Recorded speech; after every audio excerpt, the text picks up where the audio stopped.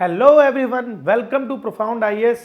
हम आज के इस डीएनए में आपका स्वागत करते हैं। आज का डीएनए यानी कि 19 जून 2023 का डीएनए है ये, और इसमें कुछ एडिटोरियल बहुत इंपॉर्टेंट है, कुछ थोड़े पॉलिटिकल हैं तो उनको हम लोग थोड़ा सा उड़ा देंगे, है ना। लेकिन कुछ एडिटोरियल जो बहुत इंपॉर्टेंट हैं उनके बारे में हम डिस्कस करेंगे। जैसे एक एडिटोरियल है आपका बेसिकली कि what India should be saying in US on 21 जून, यानी हमारे जो ऑनरेबल प्राइम मिनिस्टर हैं वो 21 जून को यूएस के कांग्रेस में बेसिकली ज्वाइंट सेशन में कुछ उनको जो है एड्रेस करने वाले हैं। तो उन्होंने कहा है कि क्या कहना चाहिए। हालांकि वो एडिटोरियल जो है उसका एक ही सेक्शन थोड़ा ठीक है, बाकी सेक्शन में बहुत ज़्यादा पॉलिटिकल हो गया है कि बीजेपी के अगेंस्ट और हमारे प्राइम मिनिस्टर के अगेंस्ट कुछ कुछ बातें कही गई हैं जो हमारे लिए उतना इंपॉर्टेंट नहीं है। समझ में आ रहा है, इतना हार्श हमें नहीं होना है क्रिटिसिज्म में कि हम उससे कैरिड अवे हो जाएं। Point number 1। दूसरा एडिटोरियल जो हमारा है वो है जो 28th COP है UNFCCC का, United nation framework of climate change convention जो आता है आपका, उसका 28th COP होने वाला है, कॉन्फ्रेंस ऑफ पार्टीज होने वाला है, वो है UAE में होना है। ठीक है, तो उसमें अल जुबैर करके उसको प्रिसाइड करने वाले। तो कुछ लोगों का कहना है, जैसे US और यूरोपियन यूनियन का ये कहना है कि भाई इनको प्रेसिडेंटशिप नहीं करना चाहिए। उसका कुछ कारण बताया गया जिसके बारे में हम लोग डिस्कस करेंगे। उसके अलावा एक एडिटोरियल हमारा जो है वो बेसिकली अब जैसे आपका जो है वो इंडिया ये जो US के जो वहाँ के जो सेक्रेटरी ऑफ स्टेट हैं वो बेसिकली चाइना गए हैं, वहाँ पर उन्होंने बात किया है, तो उसके बारे में कुछ एडिटोरियल है, उसमें भी हम लोग डिस्कस करेंगे। द्रविडियन मॉडल ऑफ जो इंडस्ट्रियलाइजेशन है उसके पर एक एडिटोरियल है, उस पर हम लोग बात करेंगे। तो बहुत कुछ है आज जानने के लिए, GS पेपर 1, 2, 3, 4 सबके पर्सपेक्टिव से। ठीक है, तो वेलकम टू दिस एडिटोरियल। आज शुरू करते हैं। शुरू करने से पहले हम प्रोफाउंड आईएएस के कुछ इनिशिएटिव्स के बारे में डिस्कस करना चाहते हैं। जैसे कि जो फाउंडेशन कोर्स है हमारा वो स्टार्ट हो गया है, आप इसको ज्वाइन कर लीजिए सर, बस आंख बंद करके। रीज़न बीइंग कि 1 ईयर कंप्लीट कोर्स कवरेज है, ये complete coverage prelims and mains का होगा। और भाई साहब यहाँ पर वो सिस्टम नहीं होता कि हम UPSC करके UPCS वाला चल रहा है हमारा, नहीं, सिर्फ UPSC का होता है हमारा। और आप जानते हो कि UPSC का जो कंसेप्चुअल एनालिसिस होती है, जो ओरिएंटेशन होता है वो डिफरेंट होता है, करंट पैटर्न के हिसाब से चलेगा वो। इसके अलावा test series for both prelims and mains, complete guidance मिलेगा आपको सिविल सर्विसेज के लिए, अश्योर्ड गारंटी मिलेगी सिलेक्शन का। इसके अलावा UPSC ज्योग्राफी ऑप्शनल 2024 ये भी स्टार्ट हो गया है, इसको आप ज्वाइन कर सकते हैं। कंप्लीट कवरेज मिलेगा पेपर 1 एंड 2 का, mapping practice, comprehensive coverage for physical and human geography, answer writing मिलेगा, रेगुलर टेस्ट मिलेगा, डाउट क्लियरिंग सेशंस होंगे। Comprehensive course for UPSC mains mission 500+, इसमें हमारा टारगेट होगा, नॉर्मली लोग 450 टारगेट करते हैं पर हम 500 करेंगे, क्योंकि भैया लोगों के आए हैं, समझ में आ रहा, 470 तक तो आए ही आए हैं, तो 500 करके आप रिकॉर्ड बनाइए सर। मेंस में इंडियन एंड वर्ल्ड हिस्ट्री है, उसमें पोस्ट इंडिपेंडेंस है, आर्ट एंड कल्चर है, पॉलिटी एंड गवर्नेंस है, साइंस एंड टेक्नोलॉजी है, इंटरनेशनल रिलेशंस है, इंटरनल सिक्योरिटी है, एथिक्स, एप्टीट्यूड और इंटेग्रिटी है, आंसर राइटिंग है, इन हाउस सेशंस हैं, बहुत कुछ है इसमें। ठीक है, बहुत रीजनेबल रेट में ये कोर्स रखा है सिर्फ मेंस के लिए, स्पेशली वो जो 2023 में एग्जाम देने वाले हैं उनके लिए तो बहुत ही इंपॉर्टेंट कोर्स है। ठीक है, इन तीनों कोर्सेज के लिंक मैंने आपको डिस्क्रिप्शन बॉक्स में दे दिए हैं, आप क्लिक करिए, आप डायरेक्टली उस कोर्स के पेज पे चले जाएंगे, वहाँ से आप जो है अवेल कर सकते हैं। इसके अलावा ऐप भी आप डाउनलोड कर सकते हैं। इस ऐप का एक QR कोड अगर आपने स्कैन किया तो आप ऐप पे चले जाएंगे, सारे कोर्सेज इसी ऐप पे मिलेगा आपको, बिल्कुल मक्खन है ऐप, टेंशन मत लो, स्मूथ रनिंग चलता है। समझ में आ रहा है, आगे बढ़ते हैं। What India's should be saying to the US on June 21। देखिए इस एडिटोरियल में मेरे हिसाब से जितनी मेरी समझ है UPSC को लेकर, वो आपको इतना ही सेक्शन इंपॉर्टेंट है। ये सब सर जी राजनीति है, ये आप बात समझे कि नहीं, है ना। थोड़ा बहुत गवर्नेंस में इससे कुछ इनपुट मिलता है पर ये सारी राजनीति है। देखिए इन्होंने क्या कहा कि अभी अभी जो है वर्ल्ड पॉपुलेशन रिपोर्ट आया, समझ में आ रहा है आपको। इन्होंने कहा कि वर्ल्ड पॉपुलेशन रिपोर्ट आया और उस वर्ल्ड पॉपुलेशन रिपोर्ट में जो इंडिया का पॉपुलेशन था उसने चाइना को सरपास कर दिया। आपको पता है कि वर्ल्ड पॉपुलेशन रिपोर्ट में हम लोग अभी 8 बिलियन करके एक रिपोर्ट आया है, उसमें इंडिया की पॉपुलेशन चाइना को सरपास कर गई है। ठीक, एक बात। दूसरी बात इन्होंने कहा कि बहुत दुखी होने वाली बात नहीं है। क्यों? क्योंकि इंडिया का जो पॉपुलेशन सरपास किया है तो वर्किंग एज का जो पॉपुलेशन है वो भी काफ़ी ज़्यादा है। कि उन्होंने कहा है कि 2030 तक करीब 70% पहुंच जाएगा डेमोग्राफिक डिविडेंड। डेमोग्राफिक डिविडेंड मतलब वर्किंग एज पॉपुलेशन 70%। इसका मतलब ये हुआ कि 100 में 70 लोग काम करने वाले हैं। आप सोचिए 100 में 70 लोग अगर काम करने वाले होंगे तो उस कंट्री का ग्रोथ क्या होगा, इकोनॉमिक ग्रोथ क्या होगा। अगर आप उसको अनएम्प्लॉयमेंट प्रोवाइड कर देते हैं, एजुकेशन प्रोवाइड कर देते हैं, तो सोचिए उसका ग्रोथ क्या होगा। तो पहली बात तो इन्होंने यही बोल दिया। दूसरी बात इन्होंने कहा कि ये इंडिया जो है और चाइना शुरुआत से power house of the world रहा है। समझ में आ रहा है?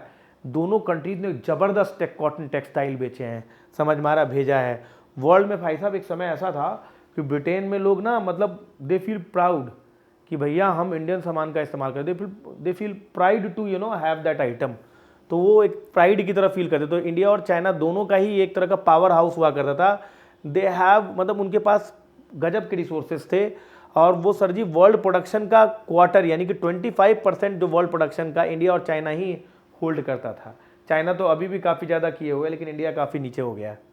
ठीक है। इसके अलावा आप देखें कि अगर थोड़ी सी हिस्ट्री में जाएं तो हमें मालूम चलता है कि 1600 तक अगर आप बात करें तो हम वर्ल्ड के पावर हाउस ही नहीं थे।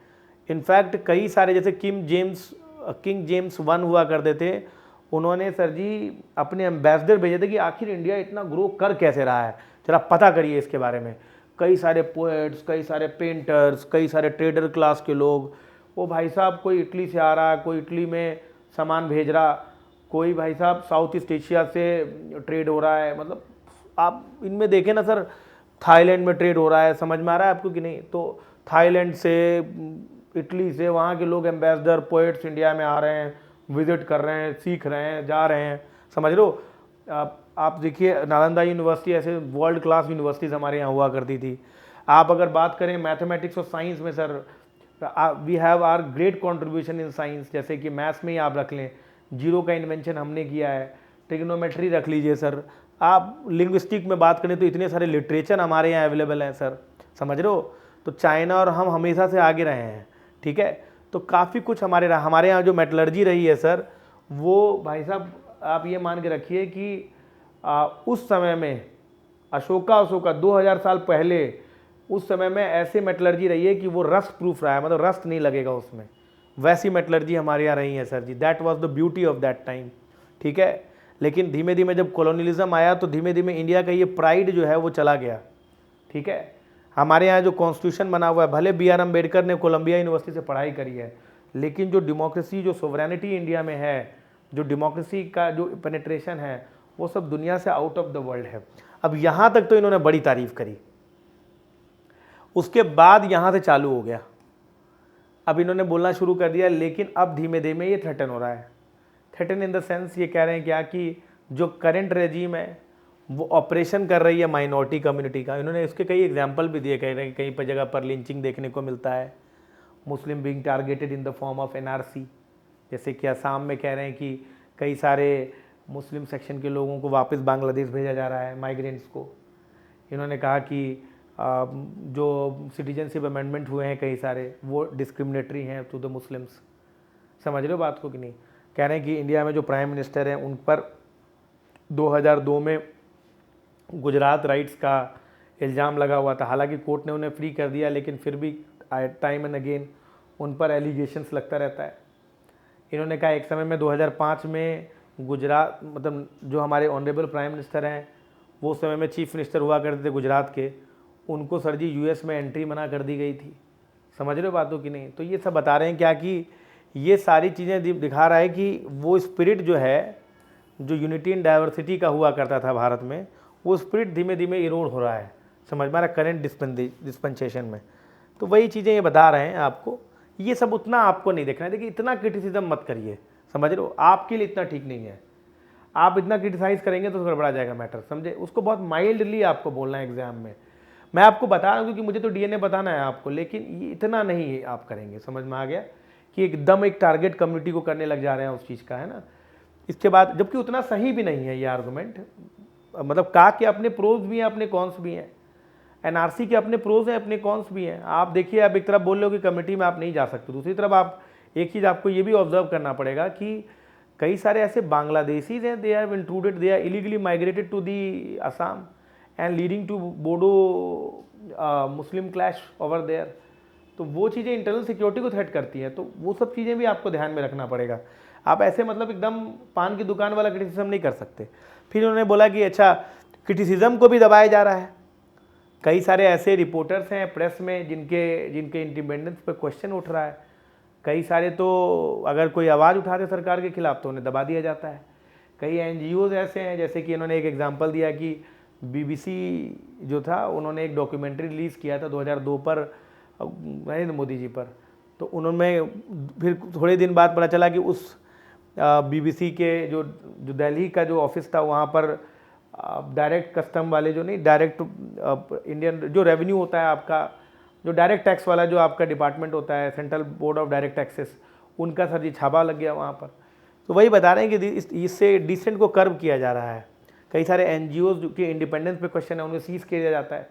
तो इससे क्या होता है कि जो आप क्वेश्चन उठाते हो करेंट रेजिम के ऊपर, उस पर कई सारे क्वेश्चन उठा लिए जाते हैं, समझो। उस पर कई बार जो है, जैसे आपने क्वेश्चन उठाया तो आपको दबा दिया जाता है। इन्होंने एक अदानी का एक एग्जांपल लिया कि देखो अदानी जी जो हैं, उनको करेंट रेजिम से बहुत फ़ायदा मिल रहा है।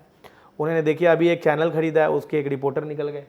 अब वही चीज़ें बताने की कोशिश कर रहे हैं कि भाई किस तरीके से बात दबाई जा रही है, यूनिटी एंड डाइवर्सिटी के अगेंस्ट है। तो यही चल रहा है उस पूरे इस एडिटोरियल में, समझ में आ रहा है। तो चलिए हम लोग जो है, what are the point to be noted. देखिए पॉइंट टू बी नोटेड तो यही है भाई, पॉइंट टू बी नोटेड यही है कि India has a long history, ठीक है। इंडिया की अगर इकोनॉमिकली बात करें तो इंडिया वॉज पावर हाउस, समझ रहे हो बातों की नहीं। इंडिया क्या था, पावर हाउस था। आप ये मान के रखिए कि 25% ऑफ दी जो ट्रेड था वो इंडिया से ही जा रहा है। अच्छा, वो उसमें क्लोथ्स थे, एग्रीकल्चर आइटम थे। अच्छा, इतना ही नहीं, आप अगर देखें कि टेक्नोलॉजी के मामले में, तो आप देखें कि मैथ्स हो, उसमें आपका जीरो हो, अलजेब्रा हो, समझ रहे हो बातों की नहीं। इसके बाद आपका ट्रिग्नोमेट्री हो, उस पर इंडिया का बहुत कंट्रीब्यूशन रहा है। मेटलर्जी में आपको पता है कि 2000 साल पुराने वाला मेटलर्जी जो है सर जी देखने लायक है। आप देखिए महलुल पिलर वगैरह मेटलर्जी में, आप बात समझ रहे हैं कि नहीं। तो इसी वजह, और इन सब के अलावा इंडिया में यूनिटी इन डाइवर्सिटी का कल्चर रहा है। लेकिन करेंट रेजीम में इंडिया का जो ये प्राइड है, ये थोड़ा सा इरोड हुआ है, ऐसा कहने की कोशिश कर रहे हैं ये, ठीक है। उसके कारण ये है कि जो कुछ माइनॉरिटी का, मैं बहुत माइल्डली बोल रहा हूँ, ठीक है, कुछ माइनॉरिटी कम्युनिटी अनीज में है, समझ रहे बातों की नहीं। उसके बहुत कारण है, एनआरसी हो, चाहे का हो, चाहे वो आपका जैसे मतलब लिंचिंग हो, ये देखने को मिलता है। डिसेंट को कर्व किया जाता है ना, नो को कर्व किया जा रहा है। वो हम प्रेस के फॉर्म में भी देख रहे हैं, और वो हम जैसे डॉक्यूमेंट्री बना दिया तो बीबीसी का भी एक एग्जांपल लिया इन्होंने। एनजीओ वगैरह के जो डिसेंट कर रहे हैं उनको दबाया जा रहा है। ये सारी बातें ये कर रहे हैं, समझ में आ रहा है कि नहीं, ठीक है। तो आपसे क्वेश्चन क्या पूछ सकता है, क्वेश्चन पूछ सकता है कि India's democracy is based on unity in diversity,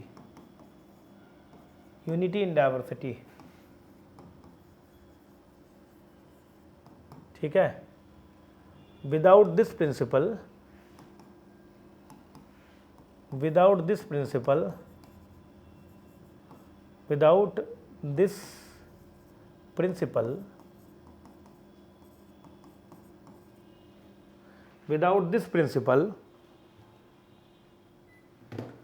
without this principle, essence of India is fallacy. Critically examine.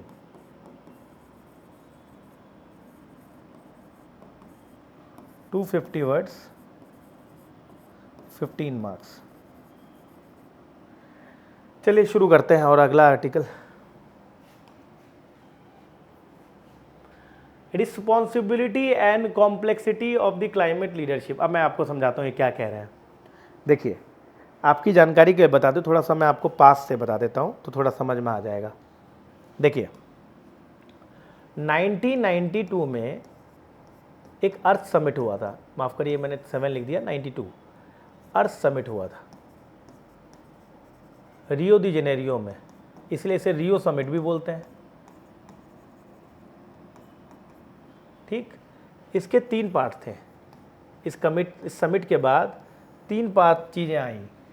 एक जो पहला पार्ट आया उसको हम लोग कहते हैं CBD, कन्वेंशन ऑन बायोडाइवर्सिटी। ठीक है, दूसरा आया UNFCCC, इसको कहते हैं United nation framework for conference of climate change, या क्लाइमेट चेंज कॉन्फ्रेंस, जो भी आप बोल सकें, या कन्वेंशन ऑफ क्लाइमेट चेंज बोल सकते हैं आप इसको। इसमें क्या है, इसमें कॉन्फ्रेंस ऑफ पार्टीज होता है, COP। अब तक 27, लास्ट वाला जो हुआ था वो इजिप्ट में हुआ था, 27th वाला शर्म शेख में। ठीक है, जो 28th वाला जो होने वाला है इस दिसंबर में, उसको COP 28 ये होने वाला है आपका UAE में। बात समझे कि नहीं? और इसको प्रिसाइड कौन करेगा? अल ज़बर, जो वहाँ के चीफ हैं, समझ में आ गया, जो प्रिंस है वहाँ के, राजा मान लीजिए आप, UAE के, समझ में आ रहा, वो प्रिसाइड करने वाले हैं। और अगला जो आता है वो होता है आपका सस्टेनेबल डेवलपमेंट, इसी में आता है आपका UNCCD। ठीक है, क्लाइमेट चेंज, इसमें आता है कि combat conference of United Nation conference to combat आपका जो है डेजर्टिफिकेशन, CCD। ठीक है, तो जो ये आर्टिकल है वो इस पर है। अच्छा, ये आर्टिकल क्या कहने की कोशिश कर रहा है, जरा समझिए इसको। ये कह रहे हैं क्या कि 28th COP होने वाला है UNFCCC का।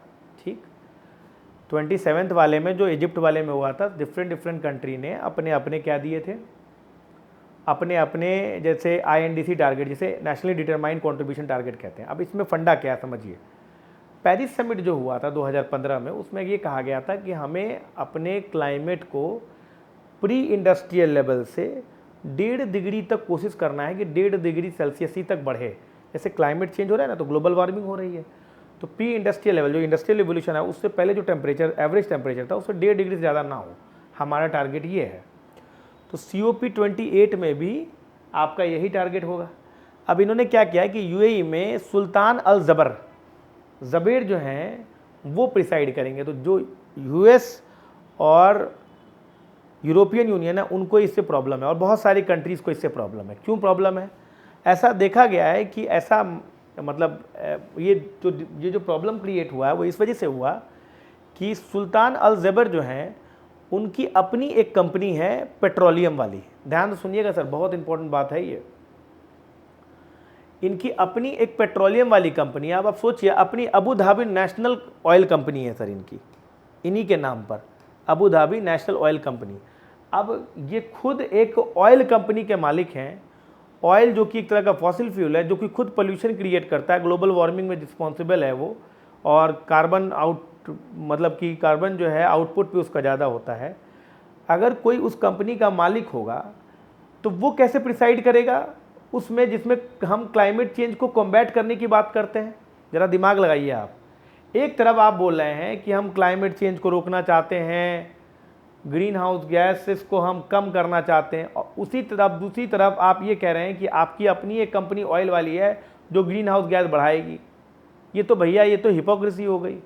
तो बहुत सारी कंट्री ने, US वगैरह ने इसके ऊपर बहुत आवाज़ उठाया कि भैया नहीं, ये नहीं बनेंगे।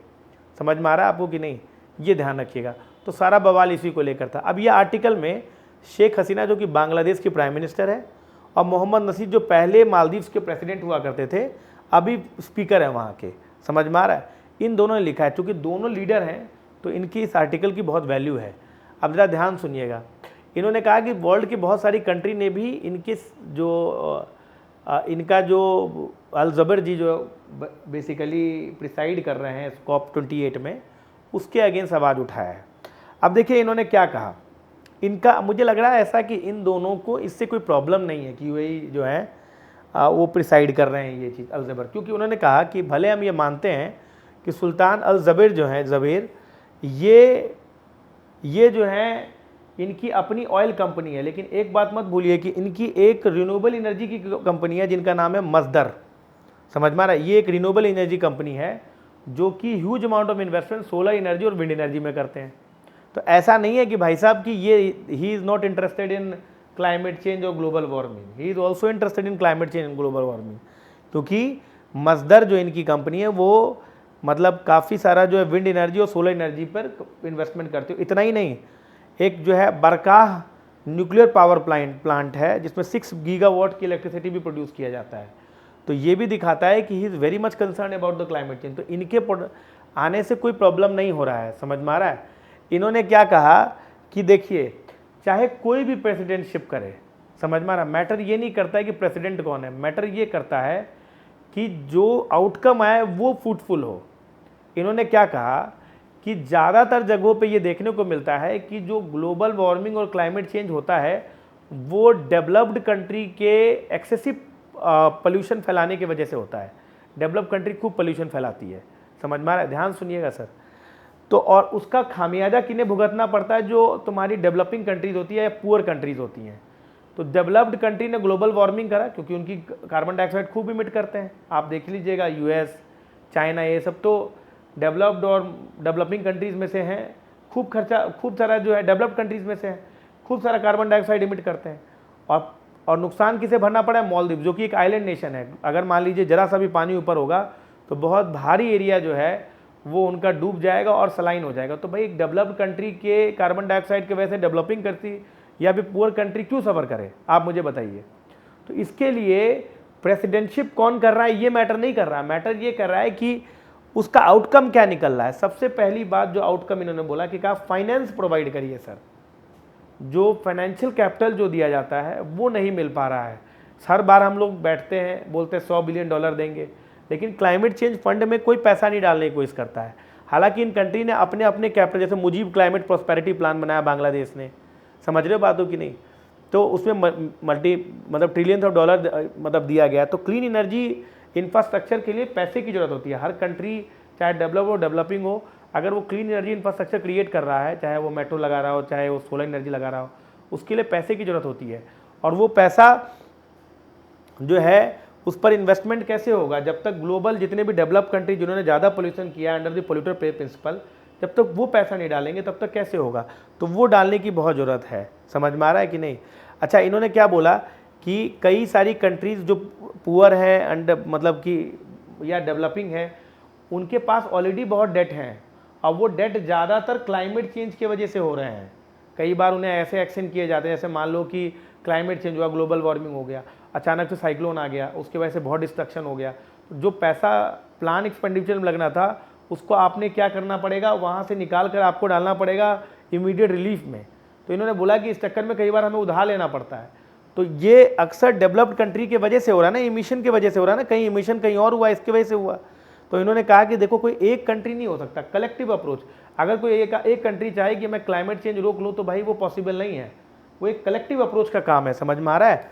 और यहाँ पर आपको कलेक्टिव अप्रोच अपनाना पड़ेगा। समझ में? इसके लिए आपको ग्रीन क्लाइमेट फंड है, ग्लोबल इन्वायरमेंटल फैसिलिटी है, इसके अलावा एडाप्टेशन फंड है, और last but not the least आपका जो है लॉस एंड डैमेज फंड है, उसमें आपको पैसा ज़रूर डालना चाहिए।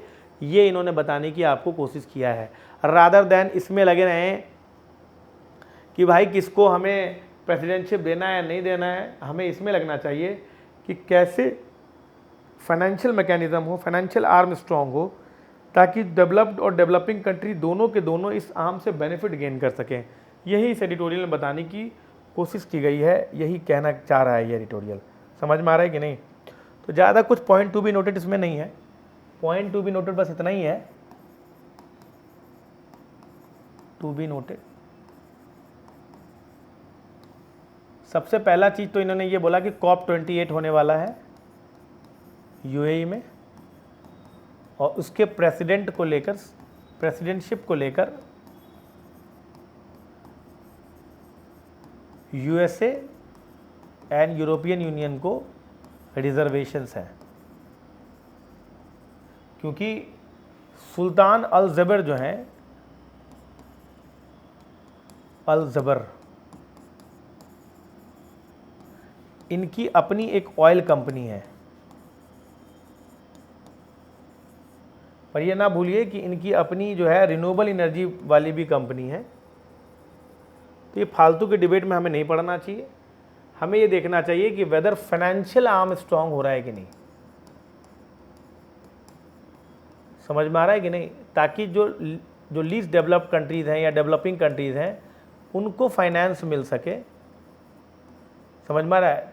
अडाप्टेशन के लिए, मिटिगेशन के लिए, और at the same time climate change infrastructure के लिए। समझ में आ रहा है? जो आपके इन्वायरमेंटल इंफ्रास्ट्रक्चर है उनके लिए, ये ध्यान में रखने की चीज़ है।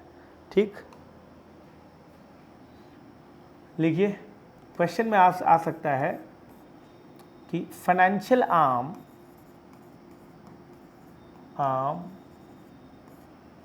ठीक है, is the basic requirement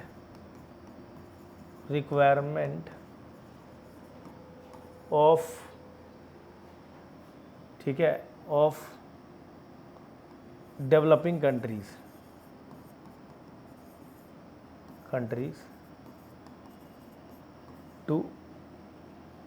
to combat climate change।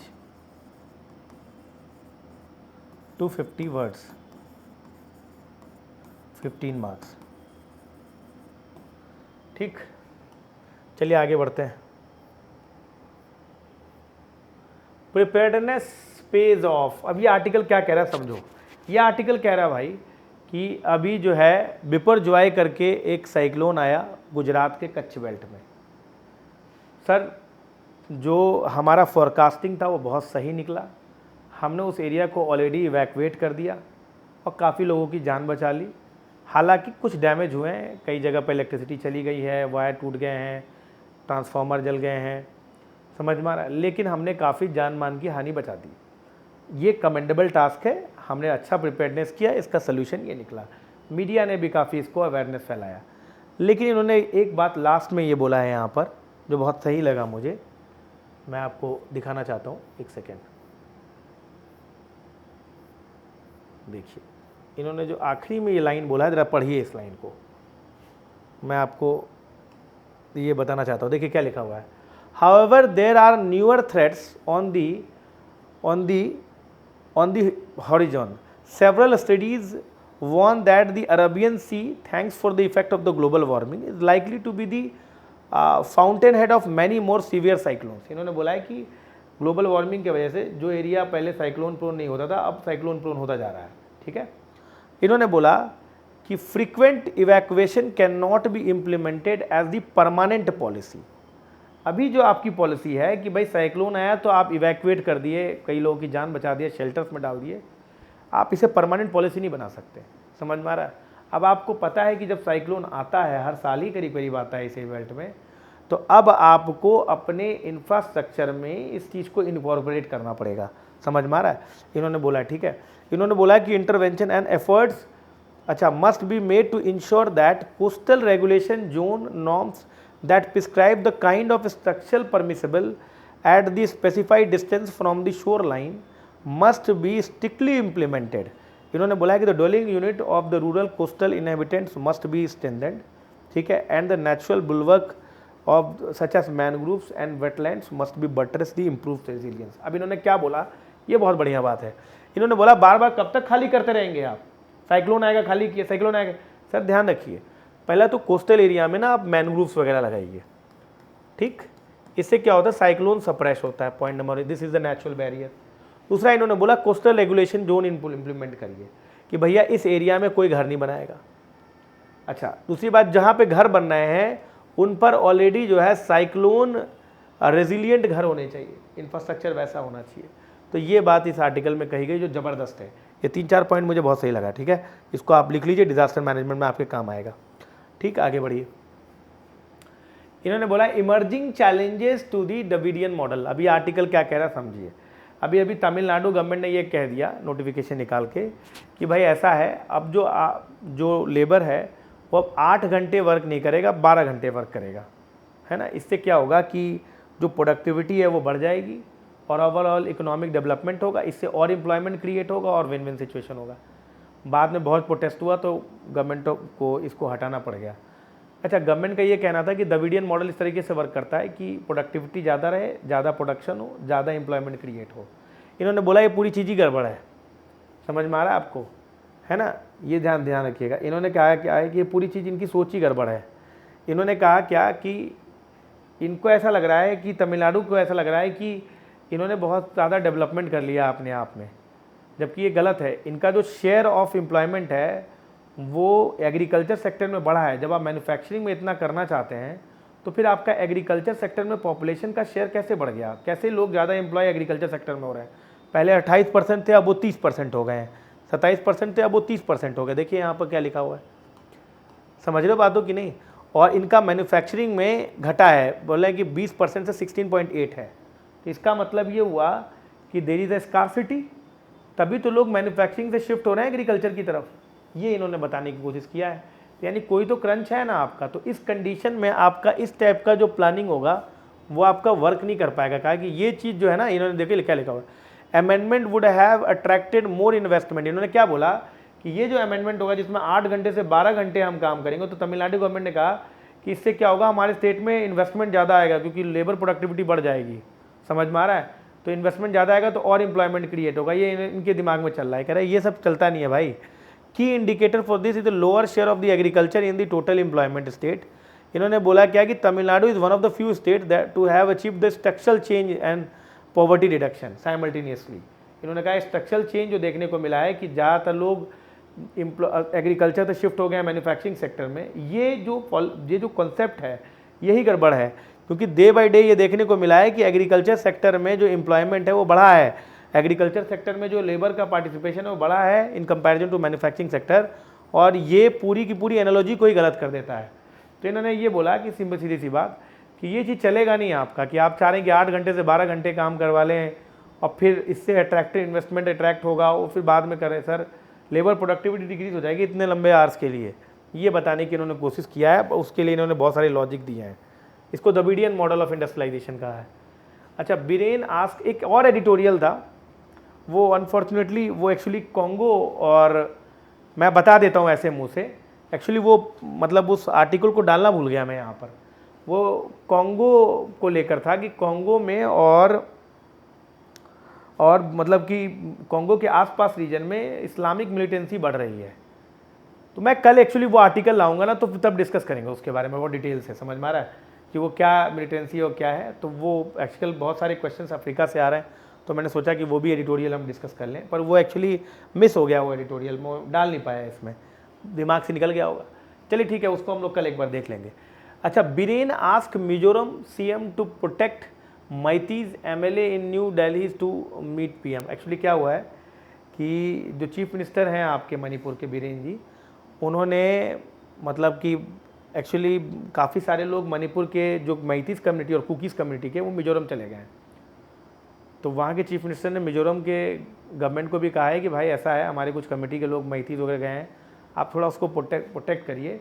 और साथ में प्राइम मिनिस्टर के पास भी गए कुछ एमएलएस कि भाई साहब, मन की बात आपने करी है, मणिपुर की बात कब करेंगे।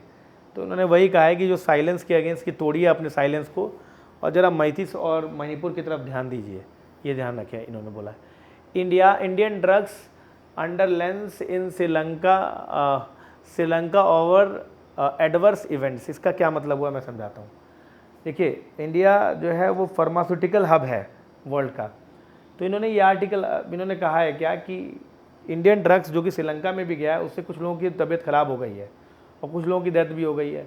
तो वही श्रीलंकन अथॉरिटी ने कहा है कि भाई साहब क्या कर रहे हैं, ड्रग्स कैसा आ रहा है आपका, दवाइयाँ ठीक नहीं भेज रहे हैं आप, समझ में आ रहा। तो वही अंडर द लेंस है, और ये काफ़ी बार देखने को मिलता है कि इंडियन ड्रग्स में ये पाया गया, वो पाया गया। अभी कुछ दिन पहले मिडिल ईस्ट में एक प्रॉब्लम आई थी, अच्छा हाँ उसमें आया था, कजाकिस्तान में आया था, ये कुछ शायद कॉफ सिरप पीकर कुछ बच्चे की डेथ हो गई थी। तो थोड़ा सा इस पर ध्यान देना चाहिए, अदरवाइज़ मेडिसिन ऐसा सेक्टर है, एक बार आप इफ़ यू लूज ट्रस्ट तो बहुत बड़ी दिक्कत हो जाने वाली है बाद में जाके। अच्छा, Blinken arrives in Beijing as US, बड़ी बड़ी बात हो गई भाई।